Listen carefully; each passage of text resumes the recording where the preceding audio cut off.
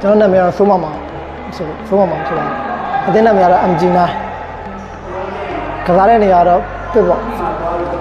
ကျွန်တော်လူအတင်းကလည်းအရန်ကောင်းတဲ့အတင်းဒါပေမဲ့ကျွန်တော်တို့အတင်းကလည်းဟိုအကောင်းဆုံးကြိုးစားခဲ့တဲ့အတွက်အတင်းသားတွေအကုန်လုံးတက်ညီလက်ညီနဲ့ထူးထူးစီနဲ့အောင်မြင်ကြိုးစားတဲ့အတွက်ကျွန်တော်လူအတင်းကိုနိုင်ရည်တော့အတွက်ကျွန်တော်ဝမ်းသာပါတယ်ဒီနေ့ပွဲမှာကိုရေးပါတဲ့ကိုနှစ်ကိုသွင်းပေးနိုင်တဲ့အတွက်အတင်းတော့ကိုအတင်းသားတွေအကုန်လုံးအတွက်ထုံးပါတယ်ဝမ်းလဲဝမ်းသာတယ်ပြီးတော့အကောင်းဆုံးလဲကွင်းထဲမှာအတင်းသားတွေကိုကစားပေးနိုင်တဲ့ပတ်မှုပေးနိုင်တဲ့လည်းကျွန်တော်ဝမ်းသာပါတယ်ဒီကစားအတင်းကလည်းတပတ်ကောင်းတဲ့အတင်းဆိုတော့ကျွန်တော်တို့တွေတေချာလေးအားလုံးဖိုက်ပြီးတော့ဒီပြတွေအတင်းအုပ်ချုပ်သူတွေနဲ့ကစားသမားတွေနဲ့သူတို့ဒီနဲ့တိုင်နေနေနဲ့ကောင်းဆုံးကြိုးစားမယ်လို့ကျွန်တော်ထားပါလာမကြည့်ကျွန်တော်တို့ဘွယ်ကိုလာမကြည့်နိုင်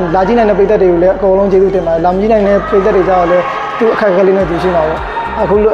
ဒါမဲ့ဟိုဖုန်းထဲကနေအခုလိုဒီလို like ကြည့်ပြီးအားပေးတဲ့အတွက်လည်းအကုန်လုံးကျေးဇူးတင်ပါတယ်ဖြစ်နိုင်တော့လာပြီးကြည့်သေးချင်တယ်လားအားပေးသေးချင်ပါတယ်အားလုံးကျေးဇူးတင်ပါတယ်